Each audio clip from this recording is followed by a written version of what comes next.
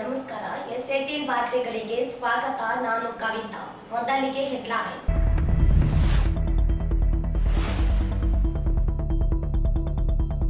ಮಲಿಯಾಬಾದ್ ಕೆರೆಗೆ ರಾಸಾಯನಿಕ ಮಿಶ್ರಣ ಆತಂಕದಲ್ಲಿ ಜನತೆ, ತ್ವರಿತ ಕ್ರಮಕ್ಕೆ ಬಶೀರುದ್ದೀನ್ ಒತ್ತಾಯ.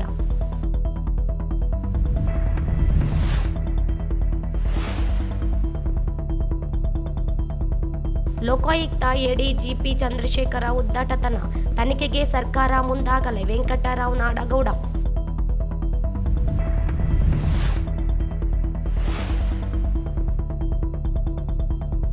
ಗ್ರಾಮ ಪಂಚಾಯಿತಿ ನೌಕರರು ಸಿಬ್ಬಂದಿಗಳಿಂದ ಅಕ್ಟೋಬರ್ 4ರಿಂದ ಅನಿರ್ದಿಷ್ಟ ಧರಣಿ, ಕೆಲಸ ಕಾರ್ಯಗಳು ಸ್ಥಗಿತ. ಅಣ್ಣಾರಾವ್.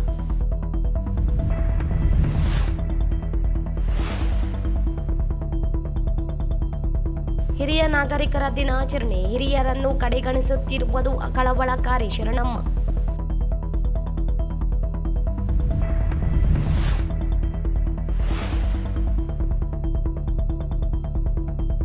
ಪಿಂಚಣಿ ನೌಕರರಿಗೆ 7ನೇ ವೇತನ ಆಯೋಗದಲ್ಲಿ ಅನ್ಯಾಯ ಸರಿಪಡಿಸಲು ಆಗ್ರಹಿಸಿ ನಿವೃತ್ತ ನೌಕರರ ವೇದಿಕೆ ಪ್ರತಿಭಟನೆ.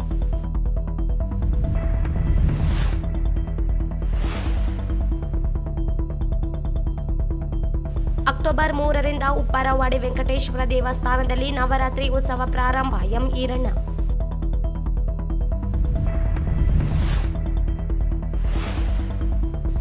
ನಗರಸಭೆ ಹೊಸ ಜೆಸಿಬಿಗಳಿಗೆ ಸಚಿವ ಎನ್ಎಸ್ ಬೋಸರಾಜು ಚಾಲನೆ, ಹೊಸ ಯಂತ್ರಗಳು ಸದ್ಬಳಕೆ ಮಾಡಿಕೊಳ್ಳಲು ಸಲಹೆ.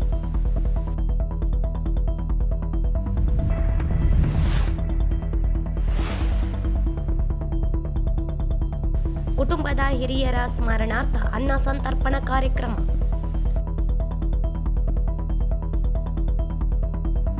ವಾರ್ತೆಗಳ ವಿವರ. ತಾಲೂಕಿನ ಮಲಿಯಾಬಾದ್ ಗ್ರಾಮದ ಮಲ್ಲಾರ ಕೆರೆ ಮತ್ತು ಸಮುದ್ರದ ಕೆರೆಗಳಿಗೆ ವಿಷಪೂರಿತ ರಾಸಾಯನಿಕ ಮಿಶ್ರಣ ಮಾಡಿದ್ದು, ದುಷ್ಕರ್ಮಿಗಳನ್ನು ಪತ್ತೆ ಹಚ್ಚಿ ಕಠಿಣ ಕ್ರಮಕ್ಕೆ ಮುಂದಾಗಬೇಕೆಂದು ಜಿಲ್ಲಾ ಪಂಚಾಯತ್ ಮಾಜಿ ಸದಸ್ಯ ಬಶೀರುದ್ದೀನ್ ಅವರು ಜಿಲ್ಲಾಧಿಕಾರಿಗಳಿಗೆ ಮನವಿ ಸಲ್ಲಿಸಿ ಒತ್ತಾಯಿಸಿದ್ದಾರೆ. ಮಲಿಯಾಬಾದ್ ಗ್ರಾಮದ ಮಲ್ಲಾರ ಕೆರೆ ಮತ್ತು ಸಮುದ್ರ 2 ಕೆರೆಗಳು ಮೃತರ ಜೀವನ ಆಧಾರಿತವಾಗಿವೆ. ಯಾರೋ ದುಷ್ಕರ್ಮಿಗಳು ವಿಷಪೂರಿತ ರಾಸಾಯನಿಕ ಕೆರೆಗೆ ಹಾಕಿರುವುದರಿಂದ ನೀರಿನ ಬಣ್ಣ ಸಂಪೂರ್ಣ ಹಸಿರಾಗಿದ್ದು, ಇದರಿಂದಾಗಿ ಮಲಿಯಾಬಾದ್ ಸೇರಿದಂತೆ ಸುತ್ತಮುತ್ತಲ ಗ್ರಾಮಗಳ ರೈತರು ಭಯಭೀತರಾಗಿದ್ದಾರೆ. ಕೆರೆಯ ನೀರು ದನಕರಗಳು ಕುಡಿದರೆ ಸಾವು ಸಂಭವಿಸುವ ಸಾಧ್ಯತೆ ಇದೆ ಎಂದು ಗ್ರಾಮಸ್ಥರು ಶಂಕೆ ವ್ಯಕ್ತಪಡಿಸುತ್ತಿದ್ದಾರೆ. ಕೂಡಲೇ ಜಿಲ್ಲಾಧಿಕಾರಿಗಳು, ಸಣ್ಣ ನೀರಾವರಿ ಇಲಾಖೆ ಅಧಿಕಾರಿಗಳು, ಪರಿಸರ ಮಾಲಿನ್ಯ ನಿಯಂತ್ರಣ ಅಧಿಕಾರಿಗಳು, ಸಂಬಂಧಿಸಿದ ಇಲಾಖೆ ಅಧಿಕಾರಿಗಳು ಭೇಟಿ ನೀಡಿ ನೀರಿನ ತಪಾಸಣೆ ಮಾಡಿ ದನಕರುಗಳು ಕುಡಿಯುವ ಯೋಗ್ಯವೇ ಎಂದು ವರದಿ ನೀಡಿ ರೈತರ ಆತಂಕ ದೂರ ಮಾಡಬೇಕು ಎಂದು ಮನವಿ ಮಾಡಿದ್ರು. ಈ ಬಾರಿ ಮಳೆಗಾಲ ಹೆಚ್ಚಿನ ಪ್ರಮಾಣದಲ್ಲಿ ಆಗಿದ್ದರಿಂದ 2 ಕೆರೆಗಳು ತುಂಬಿ ತುಳುಕುತ್ತಿದ್ದು, ಆದರೆ ದುಷ್ಕರ್ಮಿಗಳು ನೀರಿಗೆ ವಿಷಪೂರಿತ ಕೆಮಿಕಲ್ ಸೇರಿದಿರುವ ಸಾಧ್ಯತೆ ಇದೆ. ನೀರಿನ ಬಣ್ಣ ಸಂಪೂರ್ಣ ಬದಲಾಗಿದ್ದರಿಂದ ಹಲವು ಅನುಮಾನಗಳಿಗೆ ಕಾರಣವಾಗಿದೆ. ಕೂಡಲೇ ದುಷ್ಕರ್ಮಿಗಳ ಪತ್ತೆ ಹಚ್ಚಿ ಕಠಿಣ ಕಾನೂನು ಕ್ರಮಕ್ಕೆ ಮುಂದಾಗಬೇಕೆಂದು ಜಿಲ್ಲಾ ಪಂಚಾಯತ್ ಮಾಜಿ ಸದಸ್ಯ ಬಶೀರುದ್ದೀನ್ ಅವರು ಆಗ್ರಹಿಸಿದ್ದಾರೆ. ಲೋಕಾಯುಕ್ತ ಎಡಿಜಿಪಿ ಚಂದ್ರಶೇಖರ್ ಇವರ ವಿರುದ್ಧ ತನಿಖೆ ನಡೆಸಿ ಉದ್ದಟತನ ಪ್ರದರ್ಶಿಸಿರುವ ವಿರುದ್ಧ ಕ್ರಮ ಕೈಗೊಳ್ಳಬೇಕೆಂದು ಜೆಡಿಎಸ್ ಮಹಾಪ್ರಧಾನ ಕಾರ್ಯದರ್ಶಿ ಹಾಗೂ ಮಾಜಿ ಶಾಸಕ ವೆಂಕಟರಾವ್ ನಾಡಗೌಡ ಅವರು ಆಗ್ರಹಿಸಿದರು.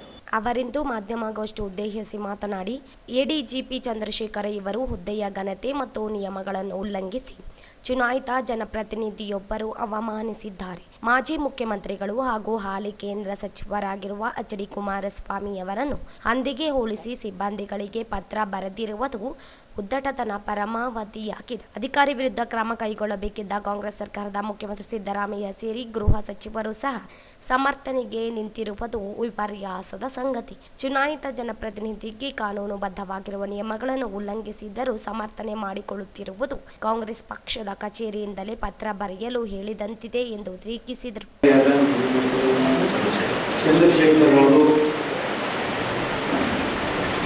ಮಾಜಿ ಮುಖ್ಯಮಂತ್ರಿಗಳು, ಮಾಜಿ ಕೇಂದ್ರದ ಸಚಿವರ ಬಗ್ಗೆ ತನ್ನ ಇಲಾಖೆಯ ಅಧಿಕಾರಿಗಳಿಗೆ ಪತ್ರವನ್ನು ಬರೆಯುವ ಮೂಲಕ ಏನು ಶಬ್ದಗಳನ್ನು ಬಳಕೆ ಮಾಡಿದ್ದಾರೆ ಅದು ಅವನ ಉದ್ದಟತನವನ್ನು ತೋರಿಸ್ತದೆ. ಯಾವುದೇ ಅಧಿಕಾರಿ ಚುನಾಯಿತ ಪ್ರತಿನಿಧಿಗಳಿಗೆ ಏನು ಗೌರವವನ್ನು ಕೊಡಬೇಕು, ಅವರ ಪ್ರೋಟೋಕಾಲ್ ಏನು ಅನ್ನೋದ್ರ ಬಗ್ಗೆ ಅಂತ ಹಿರಿಯ ಅಧಿಕಾರಿಗೆ ಅದರ ಅರಿವಿರುತ್ತದೆ. ಪ್ರೋಟೋಕಾಲ್ ಬಿಟ್ಟು ಯಾವ ಅಧಿಕಾರಿಗಳು ಕೂಡ ಚುನಾಯಿತ ಪ್ರತಿನಿಧಿಗಳ MLA ಆಗಿರ್ಬೋದು, MP ಆಗಿರ್ಬೋದು, ಅವರಿಗೂ ಕೂಡ ಹೇಗೆ ಗೌರವ ಕೊಡಬೇಕು ಅನ್ನೋದನ್ನು ರೂಲ್ಸ್ ಆ್ಯಂಡ್ ರೆಗ್ಯುಲೇಷನ್ನಲ್ಲಿ ನಿರ್ಧಾರ ಮಾಡಿದೆ. ಬಹಳಷ್ಟು ಜನ ನಾವು ಅದನ್ನು ಹೆಚ್ಚು ಒತ್ತು ಕೊಡೋದಕ್ಕೆ ಹೋಗೋದಿಲ್ಲ. ಒಬ್ಬ ಶಾಸಕರು ಯಾವುದೇ IAS ಆಫೀಸರ್ ಕೊಠಡಿಗೆ ಹೋದರೆ ಅಧಿಕಾರಿಗಳು ಎದ್ದು ನಿಂತು ಆ ಶಾಸಕನನ್ನು ತೆಗಿಬೇಕು, ಕುಂದಿಸಬೇಕು ಅಂತಕ್ಕಂಥದ್ದು ಪ್ರೋಟೋಕಾಲ್. ಹೋಗುವಾಗ ಡೋರ್ವರೆಗೆ ಬಂದು ಕಳಿಸ್ಬೇಕು ಅನ್ನೋದು ಕೂಡ ಪ್ರೋಟೋಕಾಲ್. ಬಹಳಷ್ಟು ಹಿರಿಯ ಅಧಿಕಾರಿಗಳು ಇದನ್ನು ಮಾಡ್ತಿದ್ರು. ಈಗ ಅಧಿಕಾರಿಗಳನ್ನೆಲ್ಲ ಮಾಡ್ತಿರ್ತಾರೆ. ಶಾಸಕರು ಬಂದರೆ ನಿಂತೆ ಮಾತಾಡಿಸ್ತಾರೆ. ಇಂಥ ಉದ್ದಟತನಗಳನ್ನು ನಾವು ಸಹಿಸಿ ಇವತ್ತು ಒಬ್ಬ ಮಾಜಿ ಮುಖ್ಯಮಂತ್ರಿ ಮತ್ತು ಕೇಂದ್ರದ ಸಚಿವರಿಗೆ ಎಡಿಜಿಪಿ ಚಂದ್ರಶೇಖರ್ ಇವರು ಅಕ್ರಮ ಆಸ್ತಿ ಹಾಗೂ ಭ್ರಷ್ಟಾಚಾರ ಕುರಿತು ದಾಖಲೆ ಸಮೇತ HD ಕುಮಾರಸ್ವಾಮಿ ಅವರು ಬಹಿರಂಗಗೊಳಿಸಿದ್ದಾರೆ. ಆದರೂ ಸರ್ಕಾರ ತನಿಖೆಗೆ ಮುಂದಾಗುತ್ತಿಲ್ಲ. ಹಿಮಾಚಲ ಮೂಲ ಕೇಡರ್ ಆಗಿರುವ ಚಂದ್ರಶೇಖರ್ ಇವರು ಕಳೆದ 25 ವರ್ಷಗಳಿಂದ ರಾಜ್ಯದಲ್ಲಿಯೇ ಬಿಡಾರ ಹೂಡಿದ್ದಾರೆ. ಕೂಡಲೇ ಸರ್ಕಾರ ಕ್ರಮಕ್ಕೆ ಮುಂದಾಗಬೇಕು. ಅಧಿಕಾರಿ ವಿರುದ್ಧ ಕ್ರಮಕ್ಕೂ ದೂರು ನೀಡಲಾಗುತ್ತದೆ ಎಂದರು. ಅಧಿಕಾರಿಗಳೇ ಕೊಟ್ಟಿರೋ FIR ಅನ್ನು ತೋರಿಸಿದ್ದಾರೆ. ಈಗ 200 ಕೋಟಿ ಕೊಡ್ಬೇಕು, ಈಗ ಸದ್ಯ 2 ಕೋಟಿ ತಗೊಂಬ ಅಂತೇಳಿ ಪ್ರೆಷರ್ ಆಗಿದ್ರು ಅಂತೇಳಿ ಅಧಿಕಾರಿ ಬಂದು ಕೊಟ್ಟಿದ್ದಾನೆ. ಅಂದ್ರೆ ಈ ಲ್ಯಾಂಗ್ವೇಜ್ ಅನ್ನ ಒಬ್ಬ ಕೇಂದ್ರದ ಮಂತ್ರಿಗೆ, ಮಾಜಿ ಮುಖ್ಯಮಂತ್ರಿಗೆ ಬಳಸುವುದು, ಇನ್ನು ಆ ಕೈ ಕೆಳಗೆ ಕೆಲಸ ಮಾಡುವ ಅಧಿಕಾರಿಗಳಿಗೆ ಯಾವ ಭಾಷೆ ಬಳಸ್ತಾನೋ ಏನೋ ಗೊತ್ತಿಲ್ಲ ಮಾರಾಯ.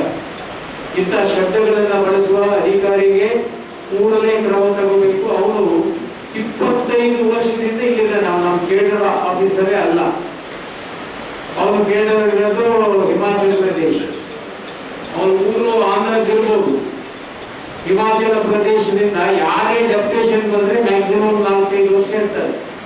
ಆಮೇಲೆ ಮುಗಿದೋಗ್ಬೇಕು. 25 ವರ್ಷ ಅವನು ಇಲ್ಲೇ ಕಂಟಿನ್ಯೂ ಆಗಿದೆ ಅಂದ್ರೆ ಎಂತ ಕೂಡ ಇರ್ಬೋದು. ಅವ್ನು ನೋಡಿದ್ರೆ ಗೊತ್ತಾಗ್ತದೆ 25 ವರ್ಷ ಇಲ್ಲಿ ಉಳಿದಾನ ಅಂದ್ರೆ. ಹಾಗಾಗಿ ಕಾನೂನಿನಲ್ಲಿ ಏನು ಅವಕಾಶ ಇದೆ ಕುಮಾರಸ್ವಾಮಿಗೆ ಅವರನ್ನು ಮಾಡೇ ಮಾಡ್ತಾರೆ. ಯಾರಿಗೆ ಕಂಪ್ಲೇಂಟ್ ಮಾಡಬೇಕು, ಎಲ್ಲಿ ಮಾಡಬೇಕು ಅನ್ನೋದಕ್ಕೆ ನಮ್ಮ ವಕೀಲರು ಒಂದು ಹೇಳಿದ್ರು. All India services discipline and appeal rules 1969 ಇದರ ಅಡಿಯಲ್ಲಿ ನಾವು ಸೆಂಟ್ರಲ್ ಮಿನಿಸ್ಟ್ರಿಗೆ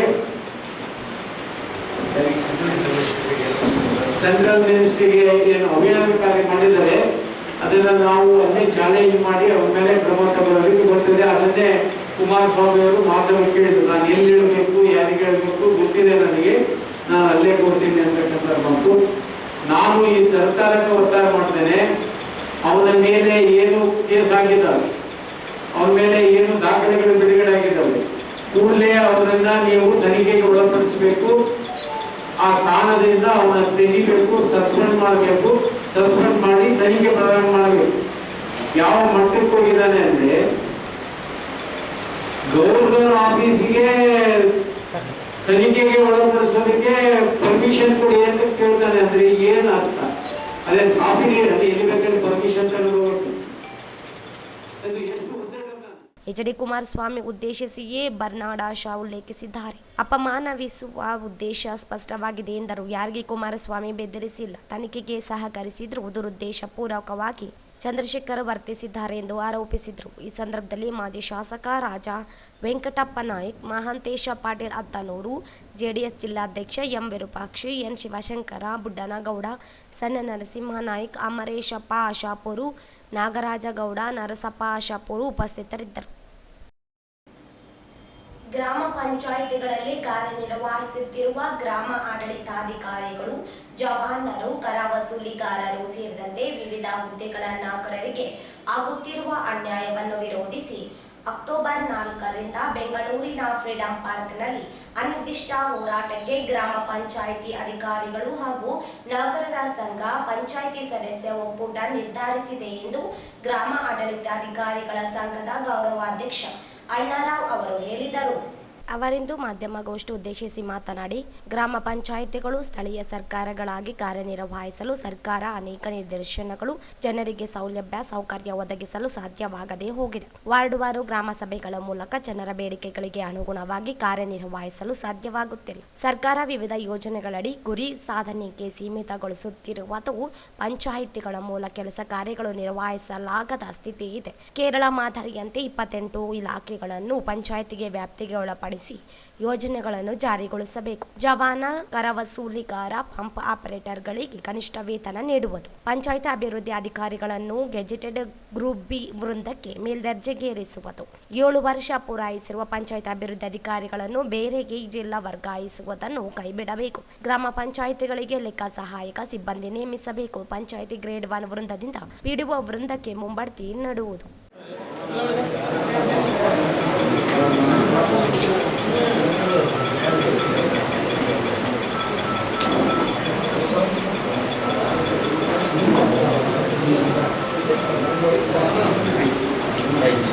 ಗ್ರಾಮ ಪಂಚಾಯತ್ಗಳಿದ್ದಾವೆ. ಈ ಎಲ್ಲ 5900 ಗ್ರಾಮ ಪಂಚಾಯತ್ಗಳ ಅಧ್ಯಕ್ಷರು, ಉಪಾಧ್ಯಕ್ಷರು, ಸರ್ವ ಸದಸ್ಯರು ಹಾಗೂ ಗ್ರಾಮ ಪಂಚಾಯತಿಯ PDOs, ಸೆಕ್ರೆಟರಿ, SDA ಎಲ್ಲರೂ, ಜೊತೆಗೆ ನಮ್ಮ ಗ್ರಾಮ ಪಂಚಾಯತಿ ಸಿಬ್ಬಂದಿಗಳಾದಂಥ ವಾಟರ್ ಮ್ಯಾನ್, ಜವಾನರು, ಸ್ವಚ್ಛತೆಗಾರರು, ವಾಟರ್ ಮ್ಯಾನ್, ಕರವಸಲಿಗಾರರು, ಎಲ್ಲರೂ ಇಲ್ಲ ಪಂಚಾಯತಿನ ಬಂದ್ ಮಾಡಲ್ಲ. ಈಗಾಗಲೇ ವ್ಯವಸ್ಥೆ ಏನಿದೆ ಅದನ್ನ ಕೊಡ್ತಾ ಇದ್ದೀವಿ. ಜೊತೆಗೆ ಸ್ಟ್ರೀಟ್ ಅಧಿಕಾರಿಗಳಿದ್ದಾವ. ನಮ್ಮಲ್ಲಿರೋ ಕೇವಲ 98 ಜನ PDOs. ತಮಗೂ ಗೊತ್ತಿದೆ, ಸರ್ಕಾರ ನೇಮಕಾತಿಯಲ್ಲಿ ಸ್ವಲ್ಪ ತೊಂದರೆ ಆಗಿದೆ. ಆಮೇಲೆ ನಮ್ಮ ಗ್ರಾಮ ಪಂಚಾಯತಿ ಗ್ರೇಡ್ 1 ಪಂಚಾಯತಿ ಸುಮಾರು 64 ಗ್ರೇಡ್ 1 ಪಂಚಾಯತಿಗಳಲ್ಲಿ ಸೆಕ್ರೆಟರೀಸ್ ಸಂಖ್ಯೆ ಕಡಿಮೆ ಇದೆ, SDA ಸಂಖ್ಯೆ ಕಡಿಮೆ ಇದೆ. ಕಳೆದ 2017ರಿಂದ ನಮ್ಮ ಗ್ರಾಮ ಪಂಚಾಯತಿಯಲ್ಲಿ ವಯೋನಿವೃತ್ತಿ ಹೊಂದಿದಂತಹ ಹುದ್ದೆಗಳಿಗೆ ಬದಲಾಗಿ ಮತ್ತೊಬ್ಬರನ್ನ ತೆಗೆದುಕೊಳ್ಳಕ್ಕೆ ಅಧಿಕಾರವನ್ನು ಸರ್ಕಾರ ಮೊಟಕುಗೊಳಿಸಿ ಜಿಲ್ಲಾ ಪಂಚಾಯತಿ ಅಧಿಕಾರವನ್ನು ನೀಡಿದೆ. ಮುಂಬಡ್ತಿ ಅನುಪಾತವನ್ನು 35ರಿಂದ 60 ಹೆಚ್ಚಿಸುವುದು ಸೇರಿದಂತೆ ಪಂಚಾಯಿತಿ ಚುನಾಯಿತ ಸದಸ್ಯರು, ಸಿಬ್ಬಂದಿಗಳು ಸೇರಿದಂತೆ ಎಲ್ಲ ವೃಂದ ಸಂಘಗಳು ಮುಷ್ಕರದಿಂದ ಕುಡಿಯುವ ನೀರು, ಬೀದಿ ದೀಪ ನಿರ್ವಹಣೆ ಹೊರತುಪಡಿಸಿ ಉಳಿದೆಲ್ಲ ಕೆಲಸ ಕಾರ್ಯಗಳು ಸ್ಥಗಿತಗೊಳ್ಳಲಿವೆ. ಸಾರ್ವಜನಿಕರಿಗೆ ಆಗುವ ಅಡಚಣೆಯಾಗಲಿದ್ದು ಸಹಕರಿಸುವಂತೆ ಮನವಿ ಮಾಡಿದರು. ಈ ಸಂದರ್ಭದಲ್ಲಿ ಸಂಘದ ಪದಾಧಿಕಾರಿಗಳಾದ ತಾಯಣ್ಣ ಕಲ್ಮಾಲ, ಶ್ರೀಧರಗೌಡ, ಭೀಮರೆಡ್ಡಿ ಗುಂಜಳ್ಳಿ, ಮಲ್ಲಿಕಾರ್ಜುನ ಕುರುಪಾದ, ರೇಖಾ, ರವಿ, ಲಕ್ಷ್ಮೀರೆಡ್ಡಿ ಉಪಸ್ಥಿತರಿದ್ದರು. ಸರ್ಕಾರಿ ನಿವೃತ್ತ ನೌಕರರಿಗೆ ವೇತನ ನಿಗದಿಗೊಳಿಸಿ ಸರ್ಕಾರಕ್ಕೆ ಕಳುಹಿಸುವುದು ಸೇರಿದಂತೆ ವಿವಿಧ ಬೇಡಿಕೆ ಈಡೇರಿಕೆಗೆ ಒತ್ತಾಯಿಸಿ ಕರ್ನಾಟಕ ನಿವೃತ್ತ ನೌಕರರ ವೇದಿಕೆ ವತಿಯಿಂದ ನಗರದ ಟಿಪ್ಪು ಸುಲ್ತಾನ್ ಉದ್ಯಾನವನದಲ್ಲಿ ಪ್ರತಿಭಟನೆ ನಡೆಸಿದರು. ರಾಜ್ಯ ಸರ್ಕಾರ ಜಾರಿಗೊಳಿಸಿರುವ 7ನೇ ವೇತನ ಆಯೋಗದ ಆದೇಶಾನುಸಾರವಾಗಿ 1/7/2022ರಿಂದ 31/7/2024ರಂದು ಸೇವಾ ವಯೋನಿವೃತ್ತಿ ಹೊಂದಿದ ನೌಕರರ ಹಾಗೂ ಈ ಅವಧಿಯಲ್ಲಿ ಮೃತಪಟ್ಟ ನೌಕರರ ಕುಟುಂಬದವರಿಗೆ ಸರ್ಕಾರವು 7ನೇ ವೇತನ ಆಯೋಗ ಜಾರಿಗೊಳಿಸುವಂತೆ ಆದೇಶಿಸಿದ್ದ ಅನುಸಾರ ವೇತನಾಧಿಕಾರಿಗಳಾಗಿದ್ದು ಪರಿಷ್ಕೃತ ಹೊಸ ಪಿಂಚಣಿ ನಿಗದಿಗೊಳಿಸಿದ ವಿವರವನ್ನು ಮಹಾಲೇಖಪಾಲಕರು ಬೆಂಗಳೂರು ಇವರಿಗೆ ಆದಷ್ಟು ಬೇಗ ಕಳುಹಿಸಿಕೊಡಲು ಮನವಿ ಮಾಡಿದರು. ಕರ್ನಾಟಕ ರಾಜ್ಯ ಸರ್ಕಾರಿ ನೌಕರರ ವೇದಿಕೆಗೆ 7ನೇ ವೇತನದಲ್ಲಿ ಆದ ಅನ್ಯಾಯವನ್ನ ಬೇಕೇ ಬೇಕು, ಬೇಕೇ ಬೇಕು. 7ನೇ ವೇತನದಲ್ಲಿ ಆದ ಅನ್ಯಾಯವನ್ನ ಏನೇ ಬರಲಿ ಯಾತಕ್ಕಾಗಿ ಹೋರಾಟ, ನ್ಯಾಯಕ್ಕಾಗಿ ಹೋರಾಟ. ಹೊಸದಾಗಿ ಪರಿಷ್ಕೃತ ಆರ್ಥಿಕ ಸೌಲಭ್ಯದ ಮಾಸಿಕ ಪಿಂಚಣಿ ದೊರೆಯುವಲ್ಲಿ ಅನುಕೂಲ ಮಾಡಿಕೊಡಬೇಕು ಎಂದು ಒತ್ತಾಯಿಸಿದರು. ನಿವೃತ್ತಿ ಹೊಂದಿದ ನೌಕರರನ್ನು ಸರ್ಕಾರ ಕಡೆಗಣಿಸಿದೆ. ವಿಶ್ರಾಂತ ಜೀವನಕ್ಕಾಗಿ ನೀಡಬೇಕಾದ ನ್ಯಾಯಯುತ ಸೌಲಭ್ಯದಿಂದ ವಂಚಿತರಾಗಿದ್ದೇವೆ. ಸರ್ಕಾರ ಕೂಡಲೇ ಬೇಡಿಕೆ ಈಡೇರಿಸುವಂತೆ ಮನವಿ ಮಾಡಿದರು.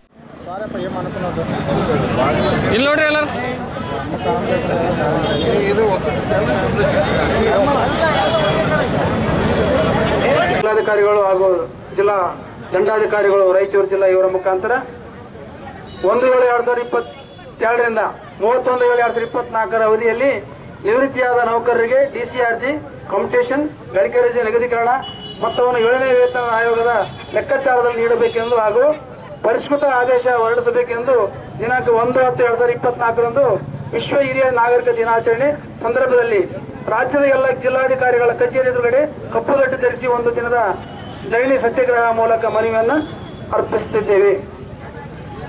ಈ ಮೂಲಕ ದಿನಾಂಕ 1/7/2022 31/7/2024 ಅವಧಿಯಲ್ಲಿ ನಿವೃತ್ತರಾದ ನೌಕರರಿಗೆ 7ನೇ ವೇತನ ಆಯೋಗದಲ್ಲಿ ಅನುಸಾರ ನಿವೃತ್ತಿ ಆರ್ಥಿಕ ಸೌಲಭ್ಯದಿಂದ ವಂಚಿತರಾಗಿ 6ನೇ ವೇತನ ಆಯೋಗದ ಅನುಸಾರ ನಿವೃತ್ತಿ ಆರ್ಥಿಕ ಸೌಲಭ್ಯ ನೀಡಲಾಗಿದೆ. ನಮಗೆ ನಷ್ಟವಾದ ನಿವೃತ್ತಿ ಆರ್ಥಿಕ ಸೌಲಭ್ಯವನ್ನು ಜಿಸಿಆರ್ಜಿ ಕಾಂಪಿಟೇಷನ್ ಗಳಿಕೆ ರಜೆ ನಿಗದೀಕರಣ ಮೊತ್ತವನ್ನು 7ನೇ ವೇತನ ಆಯೋಗದ ಲೆಕ್ಕಾಚಾರದಲ್ಲಿ ನೀಡಬೇಕೆಂದು ತಮ್ಮ ಜಿಲ್ಲಾ ಉಸ್ತುವಾರಿ ಸಚಿವರುಗಳು, ಶಾಸಕರ, ಜಿಲ್ಲಾಧಿಕಾರಿಗಳ ಹಾಗೂ ತಹಸೀಲ್ದಾರ್ಗಳ ಮೂಲಕ ಮನವಿ ಪತ್ರಗಳನ್ನು ಸಲ್ಲಿಸುತ್ತಿರುತ್ತೇವೆ.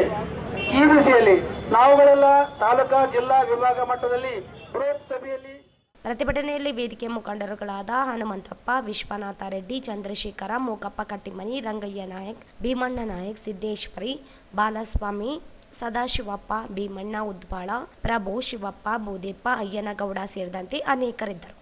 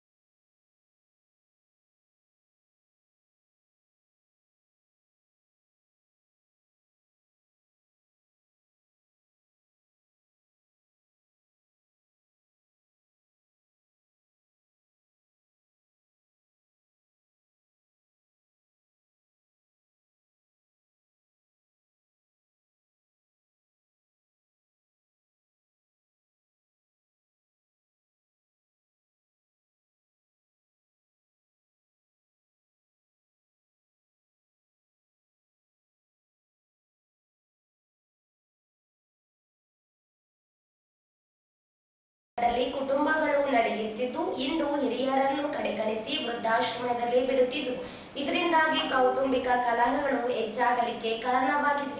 ಹಿರಿಯರನ್ನು ಕಡೆಗಣಿಸದೆ ಮನೆಯಲ್ಲಿಯೇ ಅವರ ಆರೋಗ್ಯ ಕ್ಷೇಮವನ್ನು ನೋಡಿಕೊಳ್ಳಬೇಕಿದೆ. ಅವರನ್ನು ನೋಡಿಕೊಳ್ಳದಿದ್ದರೆ ಹಿರಿಯ ನಾಗರಿಕರ ಸಹಾಯವಾಣಿ ನೆರವು ನೀಡುತ್ತದೆ ಎಂದು ಮಹಿಳಾ ಮತ್ತು ಮಕ್ಕಳ ಅಭಿವೃದ್ಧಿ ನಿರ್ವಹಣಾಧಿಕಾರಿಯಾದ ಶರಣಮ್ಮ ಅವರು ಹೇಳಿದರು. ಅವರಿಂದು ನಗರದ ಕನ್ನಡ ಭವನದಲ್ಲಿ ಜಿಲ್ಲಾಡಳಿತ, ಜಿಲ್ಲಾ ಪಂಚಾಯತ್, ಜಿಲ್ಲಾ ವಿಕಲಚೇತನರ ಹಾಗೂ ಹಿರಿಯ ನಾಗರಿಕರ ಸಬಲೀಕರಣ ಇಲಾಖೆ, ಮಹಿಳಾ ಮತ್ತು ಮಕ್ಕಳ ಅಭಿವೃದ್ಧಿ ಇಲಾಖೆ ಹಾಗೂ ಕನ್ನಡ ಮತ್ತು ಸಂಸ್ಕೃತಿ ಇಲಾಖೆ, ಯುವ ಸಬಲೀಕರಣ ಮತ್ತು ಕ್ರೀಡಾ ಇಲಾಖೆ ಹಾಗೂ ಹಿರಿಯ ನಾಗರಿಕರ ಕ್ಷೇತ್ರದಲ್ಲಿ ಶ್ರಮಿಸುತ್ತಿರುವ ಸ್ವಯಂ ಸೇವಾ ಸಂಸ್ಥೆಗಳು ಸಂಯುಕ್ತಾಶ್ರಯದಲ್ಲಿ ವಿಶ್ವ ಹಿರಿಯ ನಾಗರಿಕರ ದಿನಾಚರಣೆ ಕಾರ್ಯಕ್ರಮ ಉದ್ಘಾಟಿಸಿ ಮಾತನಾಡಿದರು. ಹಿಂದಿನ ಕಾಲದಲ್ಲಿ ಒಂದೇ ಕುಟುಂಬದಲ್ಲಿ ಎಲ್ಲರೂ ಸೇರಿ ಜೀವನ ನಡೆಸುತ್ತಿದ್ದರು. ಹಿರಿಯರ ಮಾರ್ಗದಲ್ಲಿ ಕುಟುಂಬ ನಡೆಯುತ್ತಿತ್ತು. ಆದರೆ ಇತ್ತೀಚಿನ ದಿನಗಳಲ್ಲಿ ಮಕ್ಕಳು ತಮ್ಮ ತಂದೆ ತಾಯಿಯರನ್ನು ಕಡೆಗಣಿಸಿ ವೃದ್ಧಾಶ್ರಮದಲ್ಲಿ ಬಿಡುತ್ತಿದ್ದಾರೆ. ಕೌಟುಂಬಿಕ ಕಲಹಗಳು ಹೆಚ್ಚಾಗುತ್ತಿದೆ.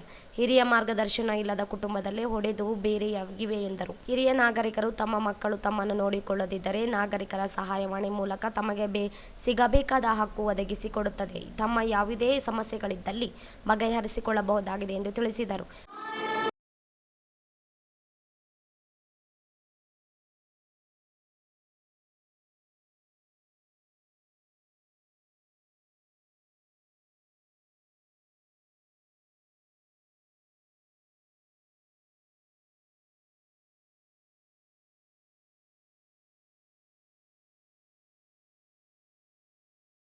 ಒಂದು ಶಕ್ತಿ ಅಂತ ಹೇಳ್ಬೋದು. ಯಾಕೆಂತಂದ್ರೆ ನಾವು ನೋಡ್ತಾ ಇದ್ದೀವಿ, ನಾವೆಲ್ಲರೂ ಕೂಡ ಅತ್ಯಂತ ಉತ್ಸುಕವಾಗಿ ಯಾರು ಒಂದು ಯಾವ ವಯಸ್ಸಿಗೂ ಯುವಕರಿಗೂ ಕಮ್ಮಿ ಇಲ್ಲ ಅನ್ನೋ ರೀತಿಯಲ್ಲಿ ಒಂದು ಕಳೆಯೊಂದಿಗೆ ಮುಖದ ಕಳೆಯೊಂದಿಗೆ ತಾವೆಲ್ಲರೂ ಕೂಡ ಭಾಗವಹಿಸಿದ್ದೀರಿ. ನಾವು ನಮ್ಮ ಇಲಾಖೆ ವತಿಯಿಂದ ಈಗಾಗಲೇ ಪ್ರಾಸ್ತಾವಿಕವಾಗಿ ಅಧಿಕಾರಿಗಳು ಮಾತನಾಡಿದರು. ನಮ್ಮ ಇಲಾಖೆಯಿಂದ ಯಾವ ಯಾವ ಸೌಲಭ್ಯಗಳನ್ನು ನಾವು ಕೊಡ್ತಾ ಇದ್ದೀವಿ ಅನ್ನೋದ್ರ ಬಗ್ಗೆ ಸವಿಸ್ತರವಾಗಿ ಹೇಳಿದ್ದಾರೆ. ಅದನ್ನೆಲ್ಲವನ್ನ ಸೌಲಭ್ಯವನ್ನು ಪಡ್ಕೊಡ್ರಿ ಮತ್ತು ತಮಗೆ ಏನೇ ಒಂದು ಹಿರಿಯ ನಾಗರಿಕರಿಗೆ ಒಂದು ನಮ್ಮ ಇಲಾಖೆಯ ಹೊರತುಪಡಿಸಿ ಸೌಲಭ್ಯಗಳು ಅವಶ್ಯಕತೆ ಇದ್ದರೂ ಕೂಡ ಅಗತ್ಯವಾಗಿ ಖಂಡಿತವಾಗಿ ಕೂಡ ತಾವು ಮಾತಾಡಿಕೊಂಡು ಸಮಸ್ಯೆಯನ್ನು ಬಗೆಹರಿಸಿಕೊಡ್ರಿ ಅಂತ ಹೇಳ್ತಾ, ಮತ್ತು ಈ ಒಂದು ಕಾರ್ಯಕ್ರಮಕ್ಕೆ ತಾವು ಬಂದಿರ್ತೀರಿ ಮತ್ತು ನಾನು ಈ ಮುಂಚೆ ಸ್ಪೋರ್ಟ್ಸ್ ಕಾರ್ಯಕ್ರಮಕ್ಕೂ ಕೂಡ ನಾನು ಆಗಮಿಸಿದ್ದೆ. ಆಗ ಕೂಡ ನಾನು ನಿರೀಕ್ಷೆಗೂ ಮೀರಿ ಎಲ್ಲ ವಿಶೇಷ ಚೇತನರು ಭಾಗವಹಿಸಿದ್ರಿ. ತುಂಬ ಖುಷಿ ಆಯಿತು. ತಾವು ಇದೇ ರೀತಿಯಾಗಿ ಯಾವ ಒಂದು ಯುವಕರಿಗೂ ಕಮ್ಮಿ ಇಲ್ಲೋ ಅನ್ನುವ ರೀತಿಯಲ್ಲಿ ತಾವು ಭಾಗವಹಿಸಿ ವಿಶೇಷ ಚೇತನರು ಅಂತಕ್ಕಂಥದ್ದು ನಾವೆಲ್ಲ ಒಂದು ಸಮಾಜದಲ್ಲಿ ಒಂದು ವಿಶೇಷ ವರ್ಗ. ನಾವೆಲ್ಲ ಕೂಡ ವಿವಿಧ ಇಲಾಖೆಗಳಿಂದ ತಮಗೆ ಯಾವ ರೀತಿ ಸೌಲಭ್ಯ ಬೇಕು ಅವೆಲ್ಲವನ್ನು ಕೂಡ ನಮ್ಮ ಇಲಾಖೆಯ ಸಹಯೋಗದೊಂದಿಗೆ ಮತ್ತು ಒಂದು ಸಹಾಯದೊಂದಿಗೆ ನಿಮಗೆ ಎಲ್ಲ ಸೌಲಭ್ಯಗಳನ್ನು ನಾವು ಒದಗಿಸಿಕೊಡ್ತೀವಿ. ಹಿರಿಯ ನಾಗರಿಕರ ಸುರಕ್ಷಾ ಸಂಸ್ಥೆಯ ಅಧ್ಯಕ್ಷ ಪವನ್ ಪಾಟೀಲ್ ಮಾತನಾಡಿ, ಹಿರಿಯ ನಾಗರಿಕರಾಗಿ ಸಂಸ್ಥೆ ಕೆಲಸ ಮಾಡುತ್ತಿದ್ದು ತಮ್ಮ ಸಮಸ್ಯೆಗಳನ್ನು ಇತ್ಯರ್ಥಪಡಿಸಿದೆ. ಹಿರಿಯ ನಾಗರಿಕರ ಸಮಸ್ಯೆಗಳಾಗಿ ಸಹಾಯವಾಣಿ ಸಂಖ್ಯೆ ಇದ್ದು ಕರೆ ಮಾಡಿ ಮಾಹಿತಿ ತಿಳಿಸಿ ಎಂದರು. ಅವರ ಅನುಭವಿಸುತ್ತಿರುವ ಸಮಸ್ಯೆಗಳಿಗೆ ಸಂಸ್ಥೆ ಸ್ಪಂದಿಸಿ ಕೆಲಸ ಮಾಡುತ್ತಿದೆ. ಆಸ್ತಿ ಜಗಳ ನೋಡಿಕೊಳ್ಳಲು ವ್ಯವಸ್ಥೆ ಸೇರಿದಂತೆ ಅನೇಕ ಸಮಸ್ಯೆ ಬಗೆಹರಿಸಲಾಗಿದೆ ಎಂದರು. ಸರ್ಕಾರ, ಕೇಂದ್ರ ಸರ್ಕಾರ ಆಗಿರ್ಬೋದು, ರಾಜ್ಯ ಸರ್ಕಾರ ಆಗಿರ್ಬೋದು, ಯಾವುದೇ ಹೆಚ್ಚಿನ ರೀತಿಯಲ್ಲಿ ಯಾವುದೇ ಒಂದು ಯೋಜನೆಗಳು ರೂಪಿಸಿಲ್ಲ. ಅದೇ ನೀವು ನೋಡ್ತಾ ಇರ್ಬೋದು, ಮಕ್ಕಳ ಕ್ಷೇತ್ರದಲ್ಲಿ ಸಾಕಷ್ಟು ಯೋಜನೆಗಳಿದ್ದಾವೆ, ಮಹಿಳೆಯರಿಗಾಗಿ ಕೂಡ ಸಾಕಷ್ಟು ಯೋಜನೆಗಳಿದ್ದಾವೆ. ಬಟ್ ಹಿರಿಯ ನಾಗರಿಕರಿಗೆ ನೀವು ನೋಡಿದ್ರೆ ಓಲ್ಡ್ ಏಜ್ ಹೋಮ್ಗಳು ಮಾತ್ರ ಸರ್ಕಾರ ಇವತ್ತು ಪ್ರೋತ್ಸಾಹ ಮಾಡ್ತಾರೆ. ಈ ಓಲ್ಡ್ ಏಜ್ ಹೋಮ್ಗಳಿಂದ ಹಿರಿಯರಿಗೆ ಏನೂ ಲಾಭ ಇಲ್ಲ. ಉಲ್ಟಾ ಇವರಿಗೆ ಮನೆಯಲ್ಲಿ ಸಮಸ್ಯೆಗಳು ಆದವರು ಮತ್ತೆ ಅವರು ಹೋಗಿ ಓಲ್ಡ್ ಏಜ್ ಹೋಮಲ್ಲಿ ಇರುವಂಥ ಒಂದು ವ್ಯವಸ್ಥೆ ಆಗಿದೆ. ಸರ್ಕಾರ ಓಲ್ಡ್ ಏಜ್ ಹೋಮ್ ಮಾಡ್ತಾ ಇರೋದು ಕುಟುಂಬ ಇರೋಂಥವ್ರಿಗೆಲ್ಲ. ಸರ್ಕಾರ ಓಲ್ಡ್ ಏಜ್ ಹೋಮ್ ಮಾಡ್ತಾ ಇರೋದು ಯಾರು ನಿರ್ಗತಿಕರಿದ್ದಾರೆ, ಅನಾಥರಿದ್ದಾರೆ ಅಂಥ ಹಿರಿಯರಿಗೆ ಮಾತ್ರ ಅವರಿಗೆ ಆಶ್ರಯ ಕಲ್ಪಿಸಿಕೊಡೋದು ಒಂದು ದೃಷ್ಟಿಯಿಂದ ಓಲ್ಡ್ ಏಜ್ ಹೋಮ್ಗಳಿದ್ದಾರೆ. ಮತ್ತು ನೀವು ಇವತ್ತು ನೋಡಿ, ಇಡೀ ಜಿಲ್ಲೆಗೆ ಒಂದು ಹೆಲ್ಪ್ ಲೈನ್ ಇದೆ. ಏನಾದರೂ ಒಂದು ತುರ್ತು ಪರಿಸ್ಥಿತಿ ಬಂದಾಗ, ಮತ್ತು ಕೌಟುಂಬಿಕ ಸಮಸ್ಯೆಗಳು ಬಂದಾಗ, ಮತ್ತು ಯಾವುದಾದ್ರೂ ಲೇವಾದೇವಿ ವಿಷಯ ಆಗಿರ್ಬೋದು, ಒಡೆಬಡೆ ಆಗಿರ್ಬೋದು, ಆಸ್ತಿ ವಿಷಯ ಆಗಿರ್ಬೋದು, ಇಂಥ ಒಂದು ವಿಷಯಕ್ಕೆ ಸಂಬಂಧಿಸಿದಂತೆ ಪ್ರತಿಯೊಂದು ಜಿಲ್ಲೆಗೆ ಜಿಲ್ಲಾ ಪೊಲೀಸ್ ವರಿಷ್ಠಾಧಿಕಾರಿಗಳ ಕಚೇರಿ ಆವರಣದಲ್ಲಿ ಒಂದು ಹಿರಿಯ ನಾಗರಿಕರ ಸಹಾಯವಾಣಿ ಕೇಂದ್ರ ಒಂದು ಸಂಸ್ಥೆ ಮುಖಾಂತರ ಇವತ್ತು ನಿರ್ಮಾಣ ಆಗ್ತದೆ. ಅದೇ ರೀತಿ ನಾವು ನಮ್ಮ ಸಂಸ್ಥೆಯಿಂದ ಒಂದು ಹಿರಿಯ ನಾಗರಿಕರ ಸಹಾಯವಾಣಿ ಕೇಂದ್ರವನ್ನು 2014ರಿಂದ ನಿರಂತರವಾಗಿ ನಾವು ನಡೆಸ್ಕೊಂಡು ಬರ್ತಾ ಇದ್ದೀವಿ. ಸುಮಾರು ಇಲ್ಲಿವರೆಗೂ ಒಂದು 1400 ಪ್ರಕರಣಗಳು ನಮ್ಮಲ್ಲಿ ದಾಖಲಾಗಿದ್ದಾವೆ. ಅದರಲ್ಲಿ 90% ಅಷ್ಟು ನಾವು ಸಕ್ಸಸ್ ಆಗಿ ಎಲ್ಲ ಕೌಟುಂಬಿಕ ಒಂದು ಸಲಹೆ ಸೂಚನೆಗಳು ನೀಡಿ ಅವ್ರಿಗೆ ಕರೆಸಿ ಕಾನೂನು ಅರಿವು ಅವರಿಗೆ ನೀಡಿ ಮತ್ತೆ ಅವರು ಒಂದಾಗುವಂಥ ಕೆಲಸ ಮಾಡ್ತೇವೆ ವಿನಃ ಅವರಿಗೆ ಓಲ್ಡ್ ಏಜ್ ಹೋಮ್ ಕಳಿಸುವಂಥ ಕೆಲಸ ನಾವು ಸಂಸ್ಥೆ ಮಾಡ್ತಾ ಇಲ್ಲ. ಇದೆಲ್ಲ ಪೊಲೀಸ್ ಇಲಾಖೆ ಮತ್ತು ಎಲ್ಲ ಬೇರೆ ಬೇರೆ ಇಲಾಖೆಗಳ ಸಹಯೋಗದಲ್ಲಿ ನಾವು ಇವತ್ತು ಕಾರ್ಯನಿರ್ವಹಿಸ್ತೇವೆ. ಅದೇ ರೀತಿ ಜಿಲ್ಲೆಗೆ ಬರೀ ಈ ಸಂದರ್ಭದಲ್ಲಿ ಜಿಲ್ಲಾ ವಿಕಲಚೇತನರ ಹಾಗೂ ಹಿರಿಯ ನಾಗರಿಕರ ಸಬಲೀಕರಣ ಇಲಾಖೆ ಅಧಿಕಾರಿ ಶ್ರೀದೇವಿ, ಜಿಲ್ಲಾ ನಿವೃತ್ತ ನೌಕರರ ಸಂಘದ ಅಧ್ಯಕ್ಷೆ ಮಹಾದೇವಮ್ಮ, ವಿನೋದ ಸೇರಿದಂತೆ ಅನೇಕರಿದ್ದರು. ನಗರದ ಉಪ್ಪಾರವಾಡಿ ಶ್ರೀ ಲಕ್ಷ್ಮೀ ವೆಂಕಟೇಶ್ವರ ದೇವಸ್ಥಾನದಲ್ಲಿ ನವರಾತ್ರಿ ಅಂಗವಾಗಿ ಅಕ್ಟೋಬರ್ 3ರಿಂದ 12ರವರೆಗೆ ವಿಜೃಂಭಣೆಯಿಂದ ಆಚರಿಸಲಾಗುತ್ತದೆ ಎಂದು ದೇವಸ್ಥಾನ ಸಮಿತಿ ಸದಸ್ಯ ಎಂ ಈರಣ್ಣ ಅವರು ಹೇಳಿದರು. ಅವರಿಂದು ಮಾಧ್ಯಮಗೋಷ್ಠಿ ಉದ್ದೇಶಿಸಿ ಮಾತನಾಡಿ, ಕಳೆದ 53 ವರ್ಷಗಳಿಂದ ನವರಾತ್ರಿ ಉತ್ಸವ ಅದ್ದೂರಿಯಾಗಿ ಆಚರಿಸಲಾಗುತ್ತದೆ. ಪ್ರತಿನಿತ್ಯ ಉಪನ್ಯಾಸ, ಭಜನಾ ಕಾರ್ಯಕ್ರಮಗಳು ನಡೆಯಲಿವೆ ಎಂದರು. ಸಮಿತಿ ಕಾರ್ಯದರ್ಶಿ ಆಂಜನೇಯ ಐನಾಪುರ ಮಾತನಾಡಿ, ಅಕ್ಟೋಬರ್ 3ರಂದು ಸಂಜೆ ಸೂರ್ಯ ವಾಹನ, 4ರಂದು ಅಧಿವೇಶ, 5ರಂದು ಆಂಜನೇಯ ವಾಹನ, 6ರಂದು ಕಾಮಧನು ಕಲ್ಪವೃಕ್ಷ, 7ರಂದು ಚಂದ್ರವಾಹನ, 8ರಂದು ಗರುಡ ವಾಹನ, 9ರಂದು ಗಜವಾಹನ, 10ರಂದು ಅಶ್ವವಾಹನ, 11ರಂದು ಸಿಂಹವಾಹನ ನಡೆಯಲಿದೆ. 6ರಂದು ಮಹಿಳೆಯರ ಕಳಸಗಳ ಮೆರವಣಿಗೆ, ದೀರ್ಘದಂಡ ನಮಸ್ಕಾರ ಕಾರ್ಯಕ್ರಮಗಳು ಜರುಗುತ್ತವೆ. ಅಕ್ಟೋಬರ್ 10ರಂದು ಗುರುವಾರ ಉಚ್ಚಾಯ, 11ರಂದು ರಥೋತ್ಸವ, 12ರಂದು ಶ್ರೀನಿವಾಸ ಕಲ್ಯಾಣೋತ್ಸವ ಕಾರ್ಯಕ್ರಮಗಳು ಜರುಗಲಿದ್ದು ಭಕ್ತರು ಹೆಚ್ಚಿನ ಸಂಖ್ಯೆಯಲ್ಲಿ ಭಾಗವಹಿಸುವಂತೆ ಮನವಿ ಮಾಡಿದ್ರು. ದೇವಸ್ಥಾನ ಅರ್ಚಕ ಕಾಂತಾಚಾರ್ಯ ಮಾತನಾಡಿ, ಈ ಬಾರಿ ಪಂಚಲೋಹ ಕವಸ ಶ್ರೀ ಲಕ್ಷ್ಮೀ ವೆಂಕಟೇಶ್ವರಿಗೆ ಸಮರ್ಪಣಾ ಕಾರ್ಯಕ್ರಮ ನಡೆಯಲಿದೆ. ಶ್ರೀನಿವಾಸ ಕಲ್ಯಾಣೋತ್ಸವ, ತೊಟ್ಟಿಲು ಸೇವೆಗಳು, ಪ್ರತಿನಿತ್ಯ ಭಜನೆ, ಪಂಡಿತರಿಂದ ಉಪನ್ಯಾಸ ಕಾರ್ಯಕ್ರಮಗಳು ನಡೆಯುತ್ತವೆ ಎಂದರು. ಈ ಸಂದರ್ಭದಲ್ಲಿ ಗಟ್ಟು ವೆಂಕಟೇಶ, ಲಕ್ಷ್ಮೀಪತಿ, ಶ್ರೀನಿವಾಸ, ವೆಂಕೋಬ ಉಪ್ಪಾರ ಸೇರಿದಂತೆ ಅನೇಕರಿದ್ದರು. ನಗರದಲ್ಲಿ ಸ್ವಚ್ಛತಾ ಕಾರ್ಯಕ್ಕಾಗಿ ನಗರಸಭೆಯಿಂದ 2 ನೂತನ ಜೆಸಿಬಿ ಖರೀದಿಸಲಾಗಿದ್ದು, ಸಣ್ಣ ನೀರಾವರಿ ಮತ್ತು ವಿಜ್ಞಾನ ತಂತ್ರಜ್ಞಾನ ಸಚಿವರಾದ ಎನ್ಎಸ್ ಬೋಸರಾಜು ಅವರು ನಗರಸಭೆಯಲ್ಲಿ ಪೂಜೆ ಸಲ್ಲಿಸಿ ಜೆಸಿಬಿಗಳಿಗೆ ಚಾಲನೆ ನೀಡಿದರು. ಈ ವೇಳೆ ಮಾತನಾಡಿದ ಅವರು, ನಗರದ ಸ್ವಚ್ಛತೆಗಾಗಿ ಈಗಾಗಲೇ ನಗರಸಭೆಯಿಂದ ಅನೇಕ ಯಂತ್ರಗಳನ್ನು ಖರೀದಿಸಲಾಗಿದೆ. ಅಗತ್ಯತೆಗೆ ಅನುಸಾರವಾಗಿ ಮತ್ತೆ 2 ಜೆಸಿಬಿಗಳನ್ನು ಖರೀದಿಸಲಾಗಿದೆ. ಇದರಿಂದ ಸ್ವಚ್ಛತೆ ಕಾರ್ಯಕ್ಕೆ ಅನುಕೂಲವಾಗಲಿದೆ. ನಗರಸಭೆಯಲ್ಲಿ ಅಧಿಕಾರಿಗಳು ಮತ್ತು ಸಿಬ್ಬಂದಿಗಳು ಉತ್ತಮ ಕಾರ್ಯ ಮಾಡುತ್ತಿದ್ದಾರೆ ಎಂದರು.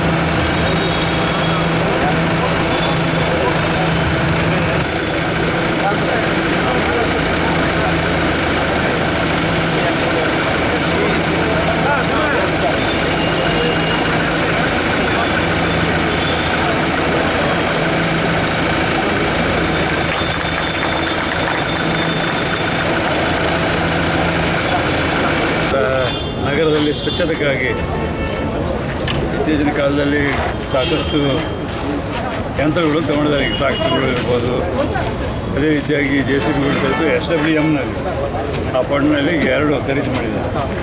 ಇದರಿಂದ ಏನಂದರೆ ಸ್ವಚ್ಛತೆಗೆ ಸಹಕಾರಿ ಆಗತಕ್ಕಂಥ ರೀತಿಯಲ್ಲಿ ಮತ್ತು ಹೆಚ್ಚಿನ ರೀತಿಯಲ್ಲಿ ಜೆಸಿಬಿಗಳ ಮುಖಾಂತರ ಸ್ವಚ್ಛತೆ ಕಾಪಾಡಲಿಕ್ಕೆ ಅವಕಾಶ ಇರ್ತದೆ.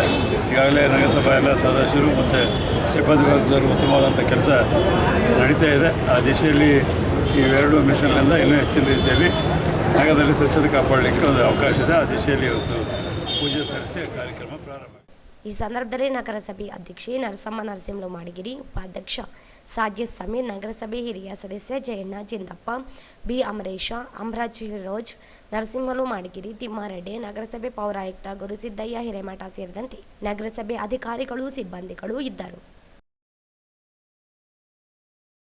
ರಾಯಚೂರು ರೈಲ್ವೆ ನಿಲ್ದಾಣದ ಮುಂಭಾಗ ರಾಯಚೂರು ಸ್ನೇಹಿತರ ಬಳಗದ ಸಹಯೋಗದಲ್ಲಿ ಮತ್ತೊಂದು ಪವಿತ್ರ ಕಾರ್ಯ. ಶ್ರೀಯುತರು ಶ್ರೀಧರ್ ಯಲಿ ವಕೀಲರು, ಮಾಜಿ ಸರ್ಕಾರಿ ವಕೀಲರು, ರಾಯಚೂರು ಇವರ ಕುಟುಂಬದ ವತಿಯಿಂದ ಈ ಕುಟುಂಬದ ಹಿರಿಯರ ಸ್ಮರಣಾರ್ಥವಾಗಿ ಬೀದಿ ಮೇಲೆ ಬದುಕು ಕಟ್ಟಿಕೊಂಡಿರುವಂತಹ ನಿರಾಶ್ರಿತರು, ಅನಾಥರಿಗೂ, ನಿರ್ಗತಿಕರಿಗೂ, ಕಾರ್ಮಿಕರಿಗೂ, ಸಾರ್ವಜನಿಕರಿಗೂ ಅನ್ನ ಸಂತರ್ಪಣಾ ಕಾರ್ಯಕ್ರಮ ನೆರವೇರಿಸಲಾಯಿತು.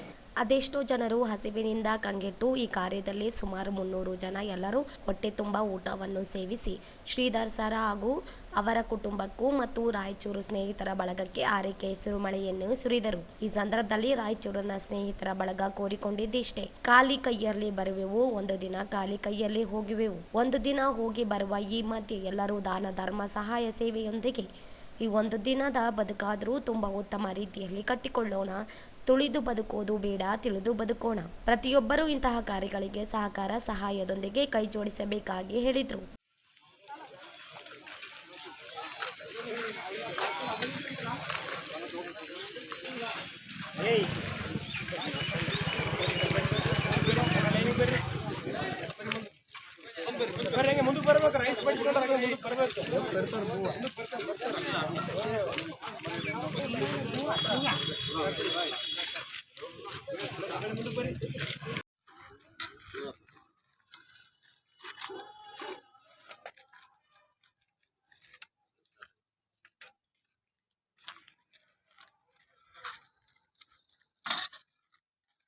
ಈ ಕಾರ್ಯದ ಉಪಸ್ಥಿತಿಯಲ್ಲಿ ದಾನಿಗಳಾದ ಈತರು ಶ್ರೀಧರ ಯಲಿ ವಕೀಲರು, ಮಾಜಿ ಸರ್ಕಾರಿ ವಕೀಲರು, ರಾಯಚೂರು ಕಿರಿಯ ವಕೀಲರಾದ ಲೋಕೇಶ್ ಗಿರೀಶ್, ಲಲಿತಾ ಹಿರಿಯ ನಾಗರಿಕರ ಮನೆಯ ವ್ಯವಸ್ಥಾಪಕರು, ಮಾರಿಯಪ್ಪ ನಾಯ್ಕ್, ಆನಂದ ಡ್ರೈವಿಂಗ್ ಸ್ಕೂಲ್ ಸಂಸ್ಥಾಪಕರು, ತಾರನಾಥ ಜಾಲಿಕೇಟ್ ಶಾಲೆಯ ಪ್ರಾಂಶುಪಾಲರಾದ ವಿಜಯಲಕ್ಷ್ಮಿ, SPYM ಸಂಯೋಜಕರಾದ ಅನ್ನಪೂರ್ಣ, ಹಿರಿಯರಾದ ಮಡಿವಾಳಪ್ಪ, ಬಬಲಾದಿ, ಮಲ್ಲಾರೆಡ್ಡಿ ಸರ್ವರು ಭಾಗವಹಿಸಿ ಯಶಸ್ವಿಗೊಳಿಸಿದರು.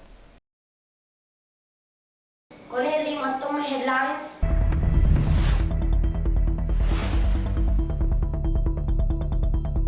ಮಲಿಯಾಬಾದ್ ಕೆರೆಗೆ ರಾಸಾಯನಿಕ ಮಿಶ್ರಣ, ಆತಂಕದಲ್ಲಿ ಜನತೆ, ತ್ವರಿತ ಕ್ರಮಕ್ಕೆ ಬಶೀರುದ್ದೀನ್ ಒತ್ತಾಯ.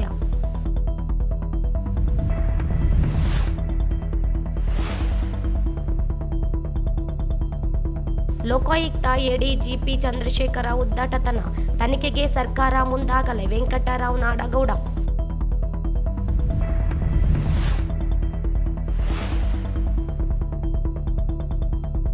ಗ್ರಾಮ ಪಂಚಾಯಿತಿ ನೌಕರರು ಸಿಬ್ಬಂದಿಗಳಿಂದ ಅಕ್ಟೋಬರ್ 4ರಿಂದ ಅನಿರ್ದಿಷ್ಟ ಧರಣಿ, ಕೆಲಸ ಕಾರ್ಯಗಳು ಸ್ಥಗಿತ. ಅಣ್ಣಾರಾವ್.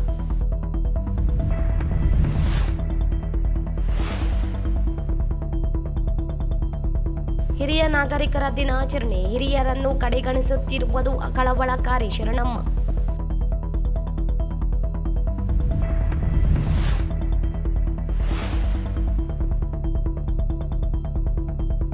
ಪಿಂಚಣಿ ನೌಕರರಿಗೆ 7ನೇ ವೇತನ ಆಯೋಗದಲ್ಲಿ ಅನ್ಯಾಯ ಸರಿಪಡಿಸಲು ಆಗ್ರಹಿಸಿ ನಿವೃತ್ತ ನೌಕರರ ವೇದಿಕೆ ಪ್ರತಿಭಟನೆ.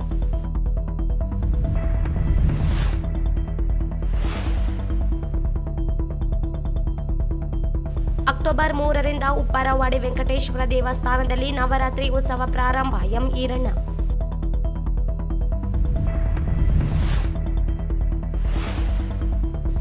ನಗರಸಭೆ ಹೊಸ JCBಗಳಿಗೆ ಸಚಿವ NS ಬೋಸರಾಜು ಚಾಲನೆ, ಹೊಸ ಯಂತ್ರಗಳು ಸದ್ಬಳಕೆ ಮಾಡಿಕೊಳ್ಳಲು ಸಲಹೆ.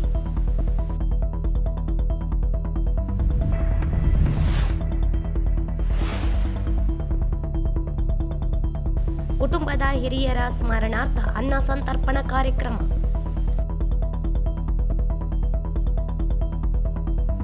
ಇಲ್ಲಿಗೆ ವಾರ್ತಾ ಪ್ರಸಾರ ಮುಕ್ತಾಯವಾಯಿತು. ಮುಂದಿನ ವಾರ್ತೆಗಳೊಂದಿಗೆ ಭೇಟಿಯಾಗೋಣ. ವಂದನೆಗಳು.